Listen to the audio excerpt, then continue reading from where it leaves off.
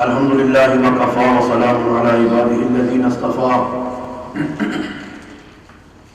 خصوصا على سيد الرسل والأنبياء ماحي الذنوب والخطا منبع الجود والكرم والعطاء وعلى آله وأصحابه أولي الصدق والصفاء. أما بعد فأعوذ بالله من الشيطان الرجيم. بسم الله الرحمن الرحيم. اهدنا الصراط المستقيم. صدق الله العلي العظيم. الصلاة والسلام عليك يا سيدي يا رسول الله وعلى آلك وأصحابك يا سيدي يا حبيب الله.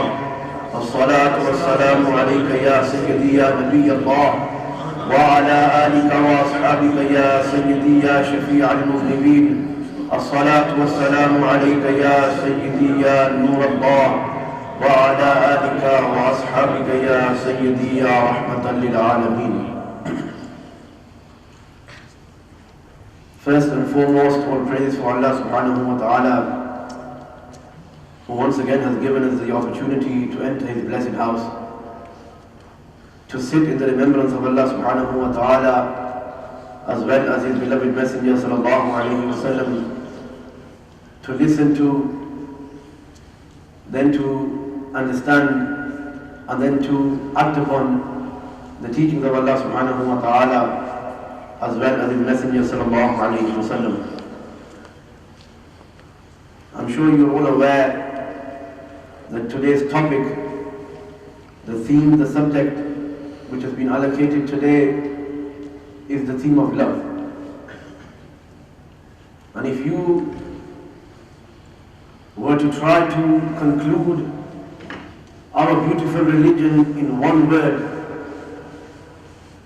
if you were to summarize all of our religion in one word, that word would be love. The religion of Islam, even though it has its faraiz and wajibat, it has its necessities and obligations, but the core actions and the core beliefs in the religion of Islam are all based around the topic of love. Love for Allah subhanahu wa ta'ala, love for the Messenger sallallahu alayhi wa sallam, love for the companions, love for the Ahlul Bayt, love for the Awliya Allah, love for the Ulama-i Kiram, the love for your parents, your elders, your religious leaders, your family members, your brothers and sisters, every single Muslim, every single human, every single creation, every single animal, every single thing which Allah subhanahu wa ta'ala is khaliq of, and every single thing which we call Allah subhanahu wa ta'ala's makhluk, as in creation, to love that thing, whether it is the love of an animal all the way to the exalted love of Allah subhanahu wa ta'ala Himself. Our religion is based around love. We were supposed to love Allah subhanahu wa ta'ala, and we were to become good Muslims. We were supposed to love the Messenger sallallahu alayhi wa sallam, and we were to become good Muslims. We were supposed to love and follow the teachings of the companions and of the family of the Messenger sallallahu alayhi wa sallam. We would have become good Muslims. We were supposed to follow the friends of Allah subhanahu wa ta'ala. We were supposed to follow the scholars of Islam. We were supposed to love our parents. We were supposed to love our elders. We were supposed to give this piece of meat inside here. We were supposed to give it to these entities, to these beings, and they would have respected it, they would have honored it, they would have taken care of it, and in return we would have gained the closeness to Allah subhanahu wa ta'ala.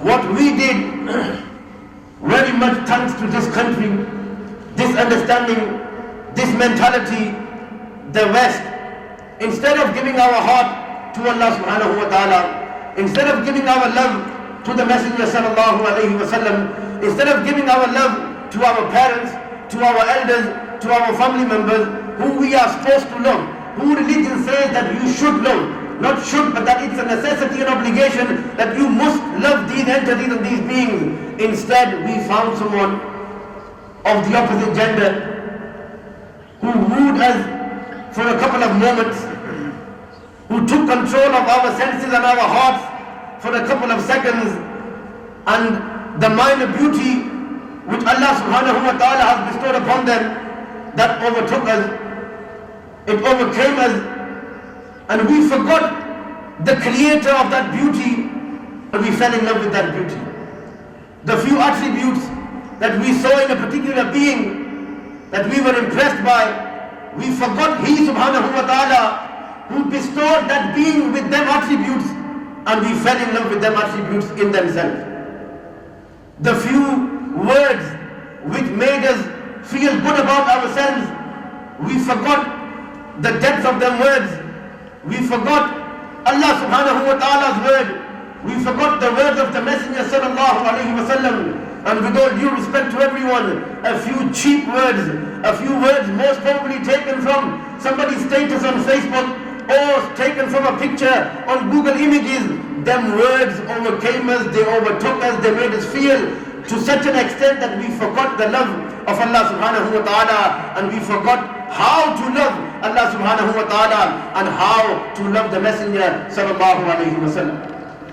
In this day and age, the problem of haram relationships is a great problem. The problem of boyfriend and girlfriend is a great problem.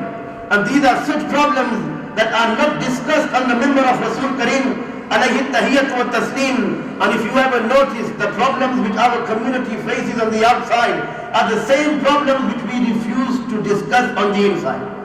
This is why we have chosen this topic. Many brothers of Peterborough have come to me and they say to me that I read all my prayers, I respect my parents, I love Allah and the Messenger sallallahu alayhi wa sallam, I do my necessities, my obligations, I am a respected person in the community, but I spend all night on the phone to a ghair mahram female. Is this permissible for me?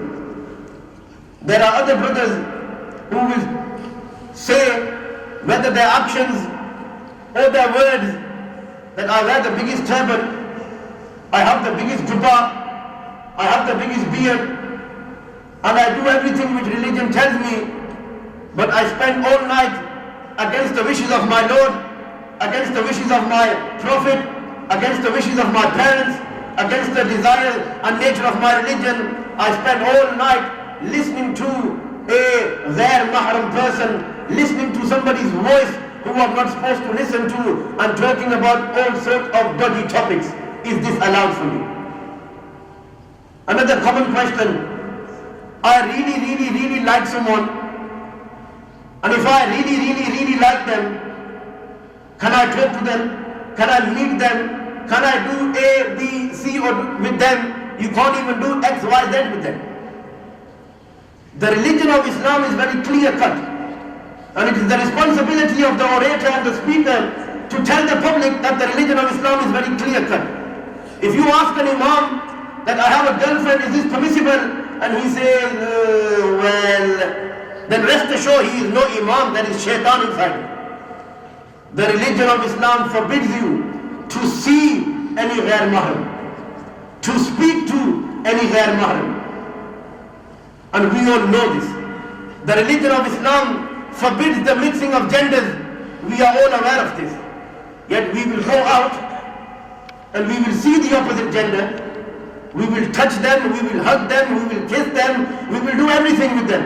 And then we will come and stand on the first row, Allahu Akbar, that it is permissible for me. Nabi Kareem sallallahu alayhi wa sallam says, where you touch a ghair mahram and where she touches you, Allah subhanahu wa ta'ala will burn both of them body parts in the depths of the fire of hell. This is the punishment. Nabi Kareem sallallahu alayhi wa sallam says that pity be on that eye who will not shed a tear on the day of judgment. Nabi Kareem sallallahu alayhi wa sallam was asked, which eye will not shed a tear on the day of judgment?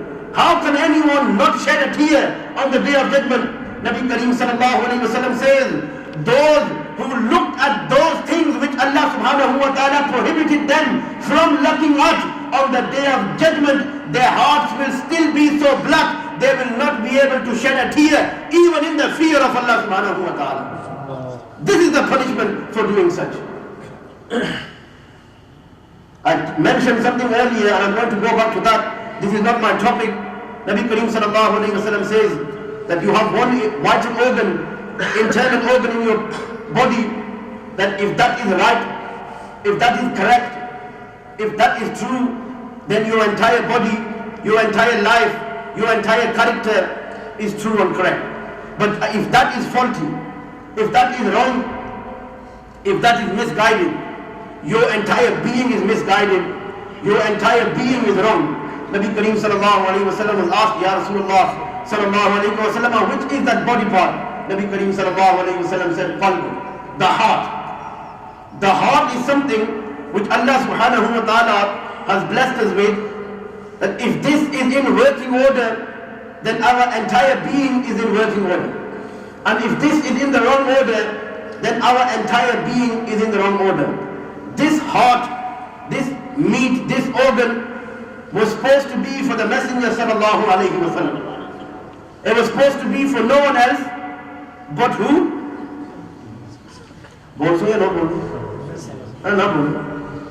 This heart is for who? ये दिल किसके लिए है? अल्लाह और उसके रसूल सल्लल्लाहु अलैहि वसल्लम के लिए, नबी करीम सल्लल्लाहु अलैहि वसल्लम के लिए। और जो लोग ये एतराज करते हैं कि दिल अल्लाह के लिए है, नबी करीम सल्लल्लाहु अलैहि वसल्लम की बारगाह तक पहुंचे बगैर अल्लाह तबारक व तआला की बारगाह की रसाई मुमकिन ही नहीं है। नबी करीम सल्लल्लाहु अलैहि वसल्लम की बारगाह तक पहुंचेंगे, फिर जाकर अल्लाह तबारक व तआला की बारगाह तक पहुंचेंगे। We need to learn to love the Messenger sallallahu alayhi wa sallam. Then and only then we can love Allah subhanahu wa ta'ala. But unfortunately we fail as Muslims, as a community. We gave our hearts in other places. And we did not think for a second what our master, our beloved sallallahu alayhi wa sallam did for us. How much we are supposed to love him, how much the companions loved him, and more importantly, something which orators and scholars don't discuss, how much he sallallahu alayhi wa sallam loved us. Nabi Kareem sallallahu alayhi wa sallam had a slave by the name of Thawban. Nabi Kareem sallallahu alayhi wa sallam freed that slave. And the slave would come every day and he would see the Messenger sallallahu alayhi wa sallam a couple of times a day, and he would be very joyous and happy. He would be very pleased. One day he came to see the Messenger sallallahu alayhi wa sallam and he was very upset. He seemed very sad. Nabi Kareem sallallahu alayhi wa sallam asked him, "Oh Thawban, every day you are happy. You see me, this is your spiritual sustenance. It makes you pleased, it makes you happy. Today you look a little sad." Hazrat Thawban radiyallahu tabarak wa ta'ala anhu says, "Ya Rasulullah sallallahu alayhi wa sallam, I came earlier today to see you, but you were not here. I tried to find you, but I could not find you. I asked the people about you, but nobody was able to tell me of your whereabouts." Hazrat Thawban radiyallahu tabarak wa ta'ala says, "When I did not find you, it pained my heart. When I did not find you, it displeased me. When I did not find you, it made me upset, it made me sad, and more importantly, it made me wonder about a particular point." Nabi Kareem sallallahu alayhi wa sallam says, "Oh Thawban, you did not find me, so what? You have found me now, so be pleased." Hazrat Thawban radiyallahu tabarak wa ta'ala says, "I am pleased, but there is one thing which is still bothering me." Nabi Kareem sallallahu alayhi wa sallam says to his freed slave, his companion, "Oh Thawban, ask me, tell me, what is your problem?" Hazrat Thawban radiyallahu tabarak wa ta'ala says, "Ya Rasulullah sallallahu alayhi wa sallam, हशर का दिन होगा, अल्लाह तबारक व तआला आपको बुलंद मकाम अता फरमाएगा, आप जन्नत में दाखिल हो जाएंगे। फकत जन्नत में ही नहीं बल्कि जन्नत में आला वरफा मकामात से अल्लाह तबारक व तआला आपको नवाजेगा। आप जन्नत में चले जाएंगे, हमारा क्या बनेगा?" या रसूलुल्लाह सल्लल्लाहु अलैहि वसल्लम, you will enter heaven on the day of judgment, you will enter elevated statuses and blessed ranks on the day of judgment. But someone like myself says, "Thawban, I will not be able to enter Jannat. Will I never see you again, Ya Rasulullah sallallahu alayhi wa sallam?" Then he says to himself, maybe I will enter Jannah, but I will not be in the ranks where you will be, Ya Rasulullah sallallahu alayhi wa sallam. Will I never see you again? Upon saying this sentence, this statement, that I will never see you again, Hazrat Thawban radiyallahu tabarak wa ta'ala anhu begins to cry. And he says, Ya Rasulullah sallallahu alayhi wa sallam, I cannot bear the thought of not seeing you, of not being with you. You will be on Maqam Mahmud. You will be in elevated ranks in paradise. Where will I be? Most likely in hell. And if I am to enter heaven, then I will not be amongst your ranks. Nabi Kareem sallallahu alayhi wa sallam, taken in by the statement and response of his companion, they are about to answer. When Jibreel Ameen comes to the Prophet sallallahu alayhi wa sallam, and he says, "O Muhammad, you do not answer. Your Lord has answered. Man yuti'i Allah wa rasula فَأُولَٰئِكَ مَعَ الَّذِينَ أَنْعَمَ اللَّهُ عَلَيْهِمْ مِنَ النَّبِيِّينَ." Allah subhanahu wa ta'ala states, those who obey Allah subhanahu wa ta'ala, wa Rasul, and His Messenger sallallahu alayhi wa sallam, فَأُولَٰئِكَ مَعَ الَّذِينَ أَنْعَمَ اللَّهُ عَلَيْهِمْ. On the day of judgment, they will be with those whom Allah subhanahu wa ta'ala has favored, and the first of them being the prophets of Allah sallallahu alayhi wa sallam. Nabi Kareem sallallahu alayhi wa sallam says to his companion, you do not have to worry. You obey Allah subhanahu wa ta'ala, obey me Muhammad sallallahu alayhi wa sallam. On the day of judgment, rest assured, Thawban, you will be in my companionship.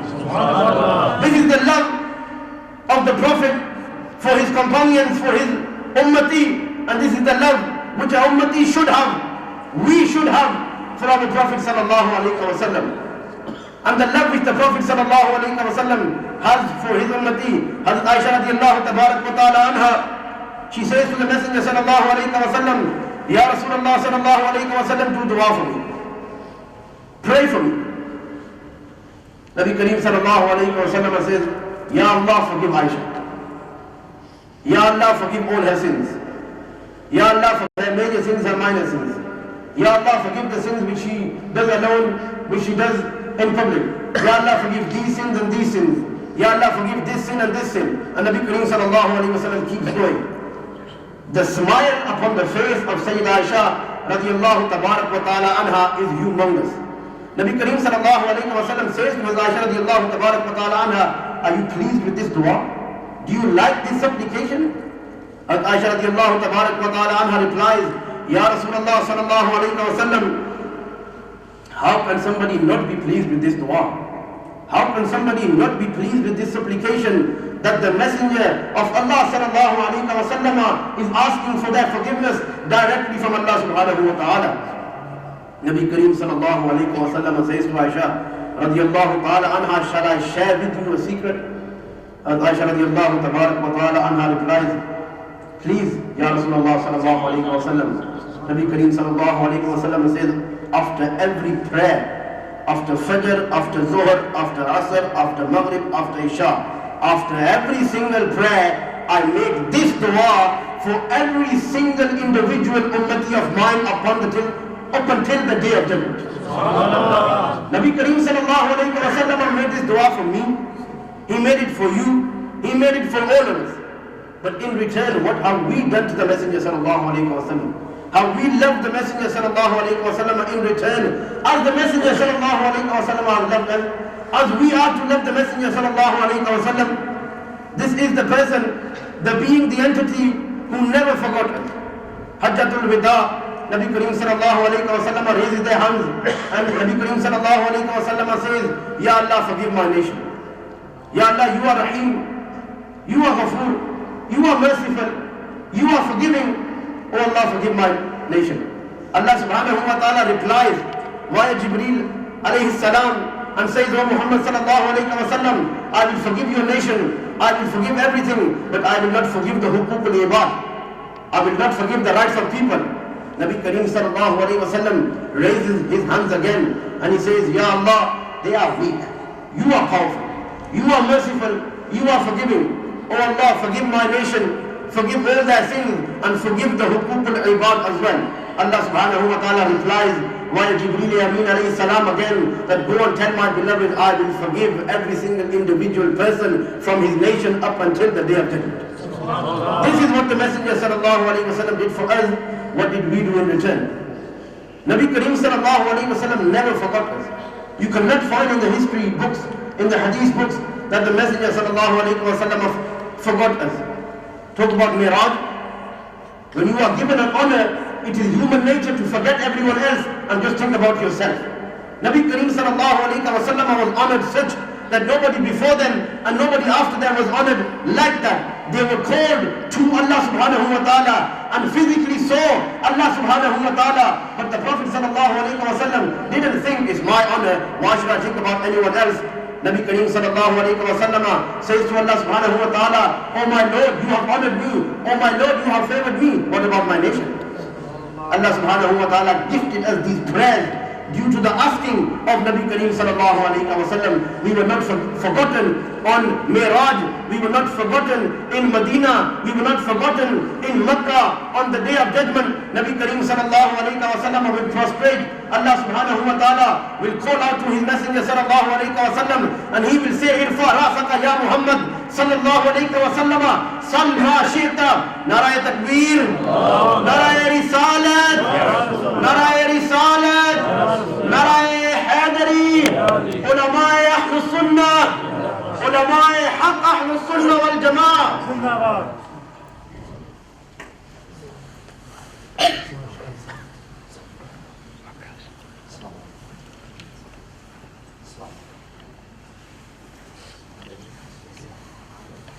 नारे तकबीर, नारे रिसालत, नारे रिसालत. We welcome our esteemed guest, Ahlan wa sahlan wa marhaban. Allah subhanahu wa ta'ala give us the ability to reap benefits from good scholars. Allah subhanahu wa ta'ala keep their shadow upon us all up until the day of judgment. We will quickly conclude to not keep any further distance between yourselves and our esteemed guest. Nabi Kareem sallallahu alayhi wa sallam on the day of judgment will fall into prostration. Allah subhanahu wa ta'ala will notice the Messenger sallallahu alayhi wa sallam falling into prostration.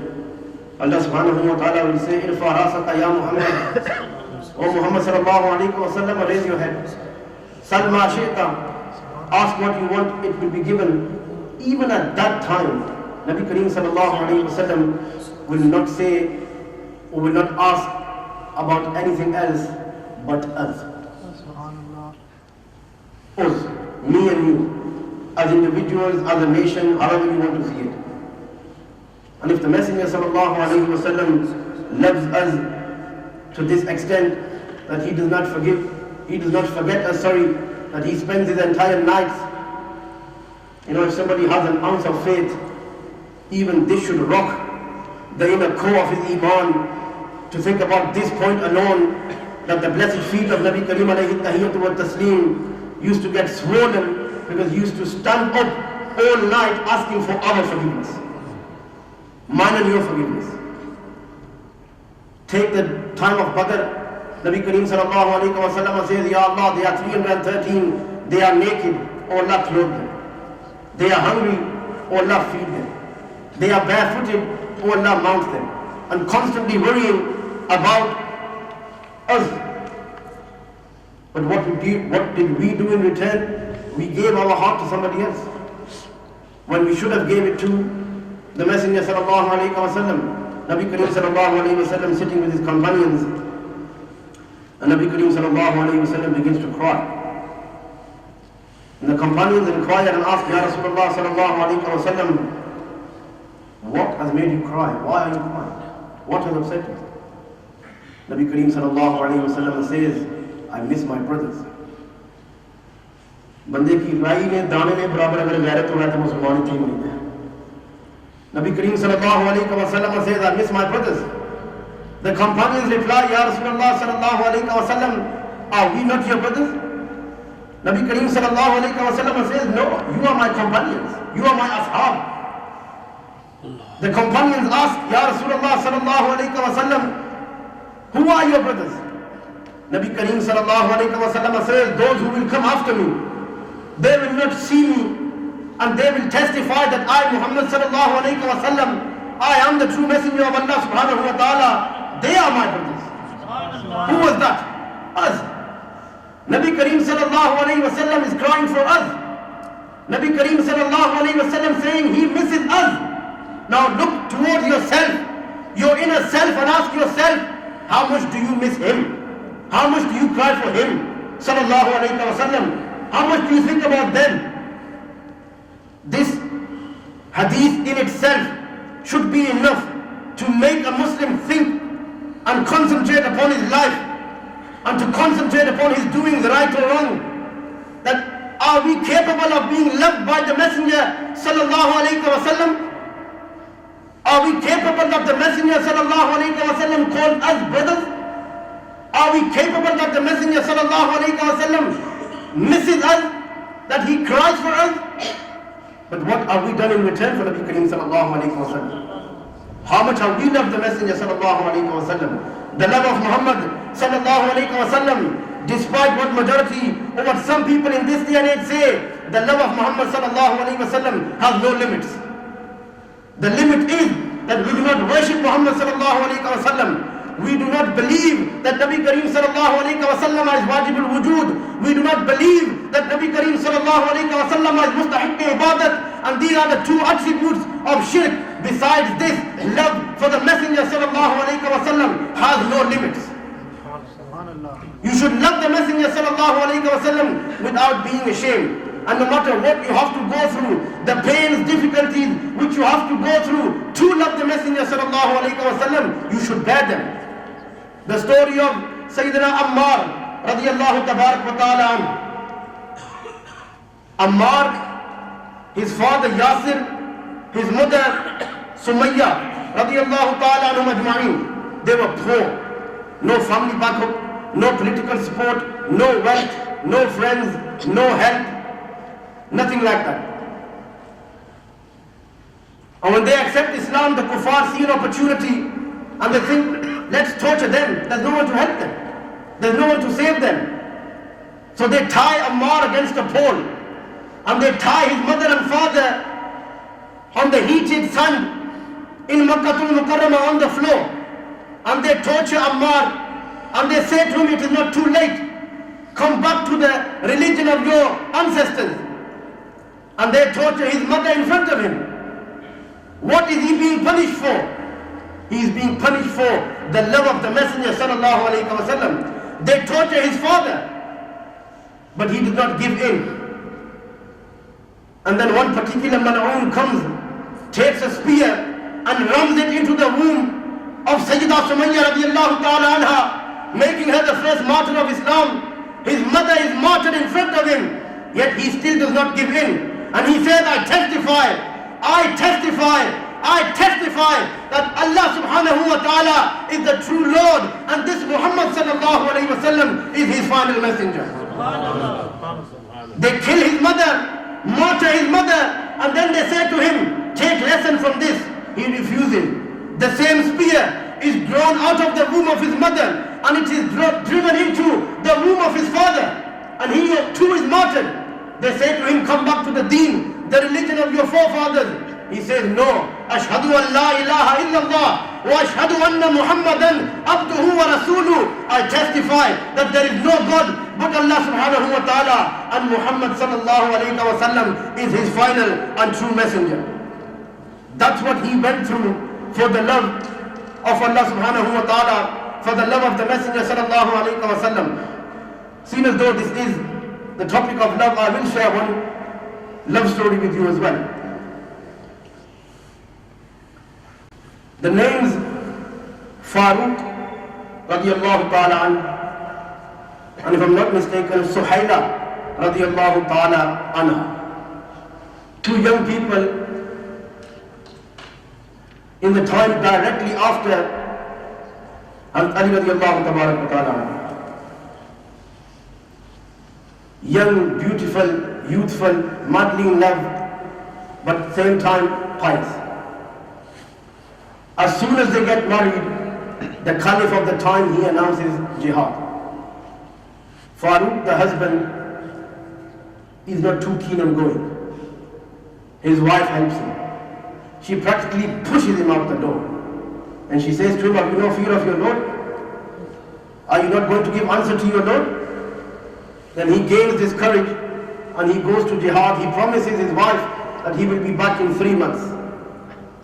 And he gives her some money, some dinar, that use this.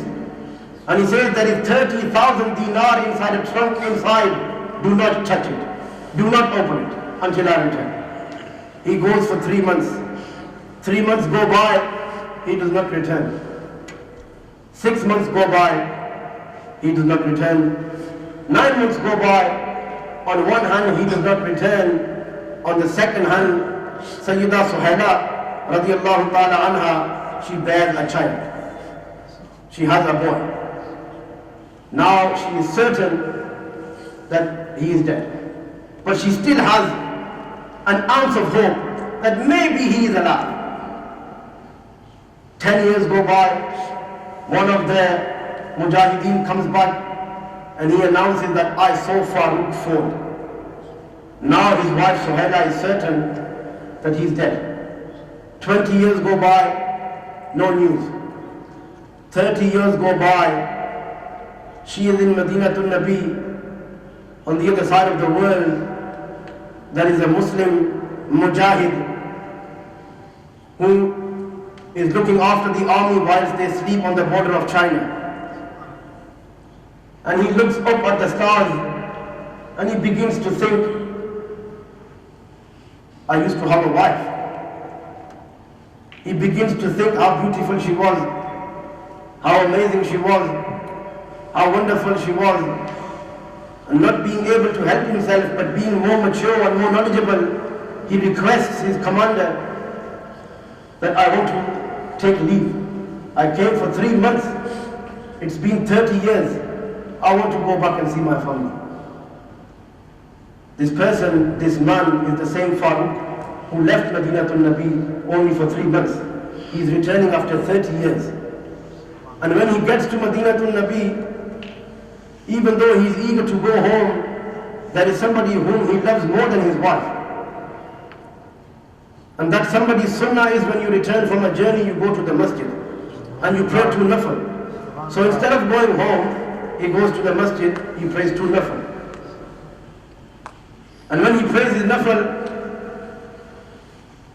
he sees the scholars of Madinatul Nabi.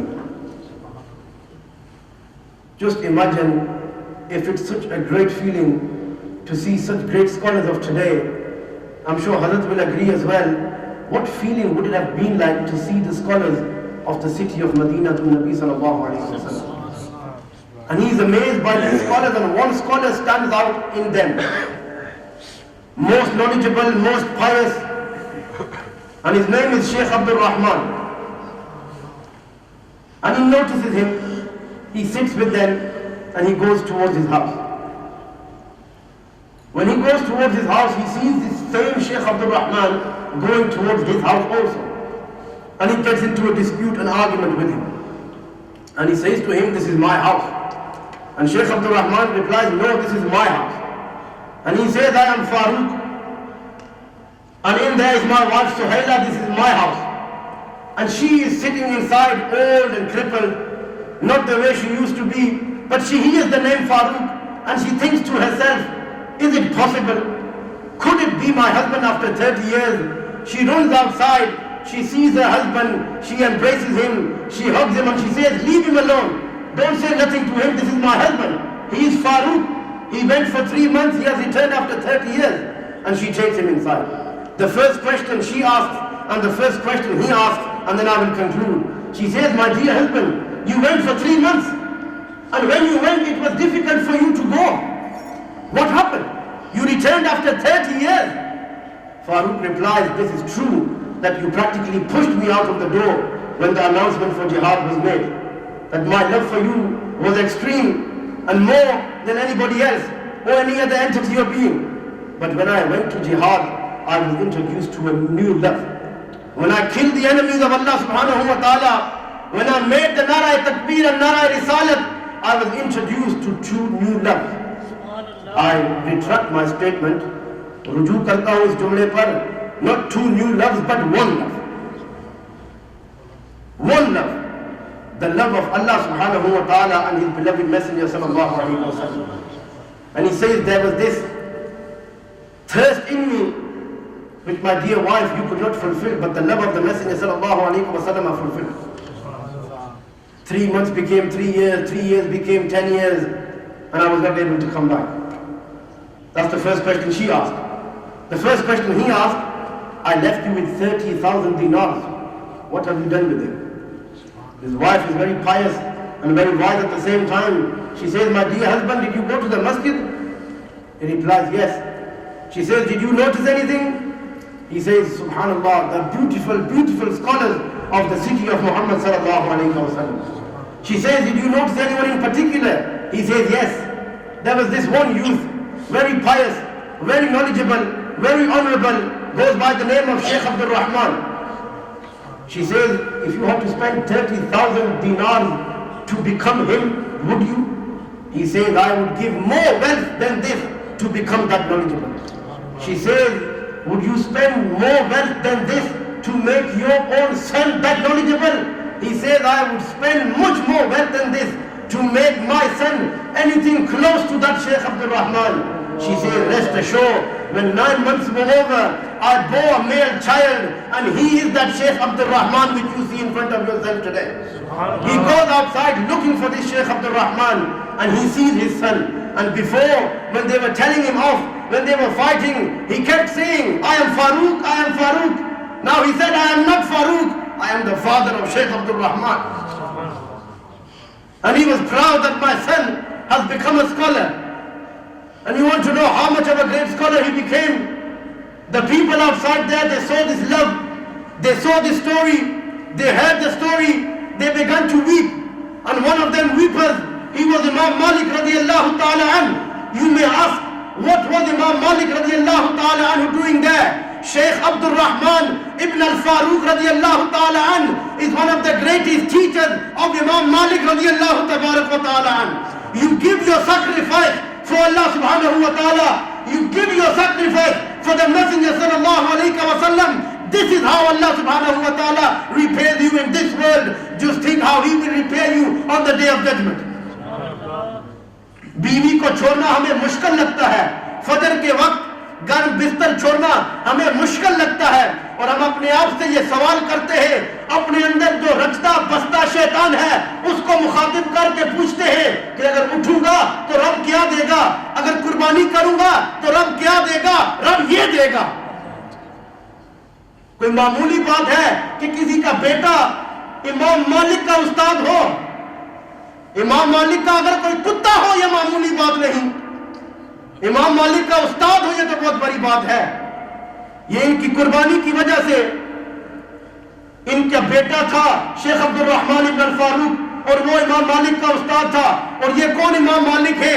इमाम मालिक रज़ी अल्लाह तबारक व तआला अन्हु मदीनतुन नबी सल्लल्लाहु अलैहि वसल्लम में दर्स हदीस दे रहे हैं, और हदीस शरीफ पढ़ाते पढ़ाते बार बार अपनी आंखों को झपकते हैं, और बाद में तुलबा पूछते हैं, हुजूर दर्स देते वक्त एक अजीब बात हमने देखी, बार बार आप अपनी आंखों को झपकते रहे।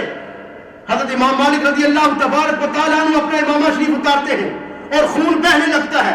तुलबा पूछते हैं, ए इमाम ये क्या हुआ? फरमाया, मैं नबी करीम सल्लल्लाहु अलैहि वसल्लम की हदीस पढ़ा रहा था और कोई शय बार बार मुझे डस रही थी। शागिर्दों ने कहा, हुजूर हमें क्या देते, दर्द हम रोक देते। फरमाया, इमाम मालिक की तकलीफ की वजह से क्या मोहम्मद अरबी का दर्स रुकेगा? इमाम मालिक को तकलीफ होती है तो होती रहे, मोहम्मद अरबी की दर्स में रुकावट नहीं आनी चाहिए। ये इमाम मालिक है जो शेख अब्दुल रहमान के शागिर्द बने, और वही शेख अब्दुल रहमान फारूक रज़ी अल्लाह तबारक व तआला अन्हु के बेटे थे। यही इमाम मालिक हरम मदीना में जिन्होंने पूरी जिंदगी जूती नहीं डाली, फरमाया इमाम मालिक की जूती वहां पड़ेगी जहां मुस्तफा के कदम पड़े। पूरी जिंदगी कज़ाए हाजत मदीना तो नबी में नहीं की, शर्म आती है, मैं वहां बदबू फैलाऊंगा जहां मेरे आका गुजरा करते थे, वहां फेरा करते थे। ये वो इमाम मालिक है। ये कुर्बानियां जिन्होंने दी दीन इस्लाम की खातिर, अल्लाह रसूल से सही मानों में जिन्होंने प्यार किया, अल्लाह तबारक व तआला ने उनको ये सिला अता किया। मौलाना जामी की मिसाल देकर खत्म करता हूं। मौलाना अब्दुल रहमान जामी, इनका एक शेर है फारसी में, एक दिन बैठे हुए थे, सोच रहे थे कि मैं किस जमाने में हूं, मेरे आका किस जमाने में। न मैं उनको देख सकता हूं, न सुन सकता हूं, क्या करूं। Abdul Rahman Jami thinks to himself, I was not in the time of the Messenger sallallahu alaihi wasallam. I cannot see them, I cannot touch them, I cannot speak to them. What am I to do? And being a great poet, he says to himself, he says, oh, there was one way that the Prophet sallallahu alaihi wasallam could have called me as well. And when he clarifies, he says, in Madinatul Nabi, if a dog was called Jami, and Nabi Kareem sallallahu alaihi wasallam would call this dog, oh Jami, oh Jami, my name would come on the lips of the Messenger sallallahu alaihi wasallam.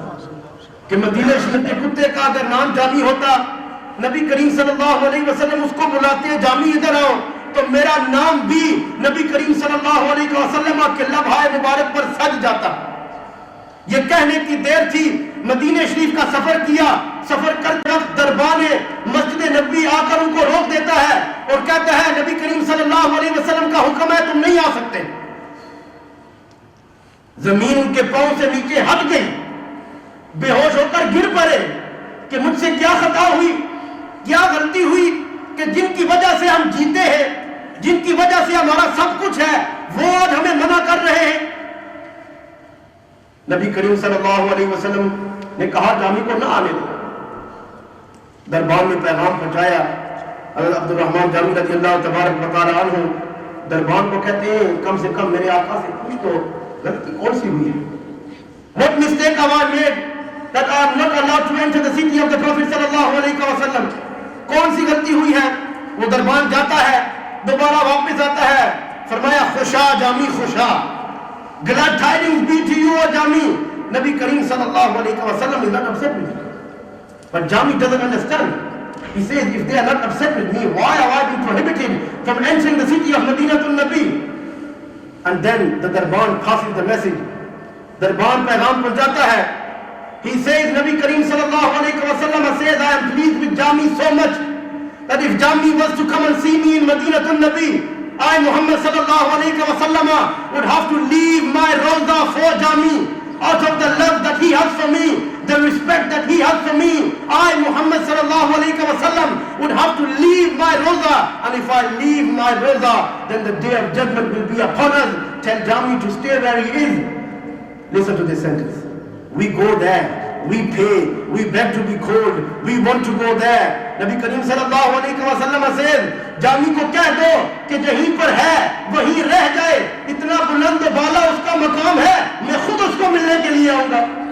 I will go to see him myself. What was he getting this for? What did he do? He loved the Messenger sallallahu alaihi wasallam. He loved Allah subhanahu wa ta'ala. I apologize for taking 1 or 2 minutes extra of your time. Conclude with the couplet of Ala Hazrat Ghaliban. He says, "ऐ इश्क तेरे सदके जलने से छुटे सस्ते." इमाम अहमद रिज़ा रज़ियल्लाहु तबारक व तआला अन्हु says, "ऐ इश्क तेरे सदके जलने से छुटे सस्ते, जो आग बुझा देगी वो आग लगाई है।" वाखिर दावाया अल्हम्दुलिल्लाह।